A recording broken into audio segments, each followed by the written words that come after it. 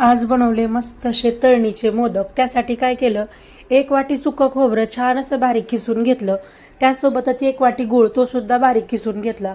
पहिल्यांदा तर बघा कढईमध्ये थोडंसं तूप टाकलं। त्या तुपामध्ये खोबरं 1 ते 2 मिनिटासाठी छान असं मीडियम गॅसवरती भाजून घेतलं। त्यानंतर त्यामध्ये 1 वाटी गूळ आणि त्यासोबतच बघा थोडीशी विलायची आणि बडीशोपची पावडर घातली आणि बघा 1 ते 2 मिनिटासाठी याला छान असं परतून घेतलं। इथं तयार झालं मस्त असं आपलं मोदकासाठीचं सारण। तर मोदक बनवण्यासाठी बघा अर्धी वाटी मैदा, त्यासोबत अगदी थोडंसं मी गव्हाचं पीठ टाकलंय, अगदी चिमूटभर मीठ आणि 1 ते 2 चमचा इतकं तूप मी कडकडीत गरम करून घेतलं होतं, ते तूप यामध्ये घातलं।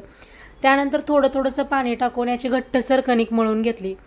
त्यानंतर बघा कणकेचे छोटे छोटे उंडे बनवून घेतले। आपण पुरी बनवताना जशी पुरी बनवतो सेम त्याच पद्धतीची पुरी बनवून घेतली आणि त्यामध्ये बघा 1 ते 2 चमचा इतकं सारण यामध्ये घातलं आणि त्याच्या हलक्याशा कडा बाहेरच्या साईडनी पॅक करून घेतल्या आणि बघा नंतर गोलाकार व्यवस्थित अशा वरच्या साईडनी कडा सगळ्या छान पॅक करून घेतल्या।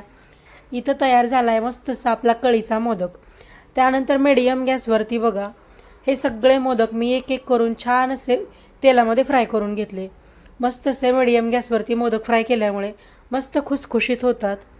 इथं तयार आहेत आपले मस्त तळणीचे मोदक। फुल व्हिडिओ चला, आता रेसिपी आवडली असेल तर पटकन चॅनेलला सबस्क्राईब करून घ्या।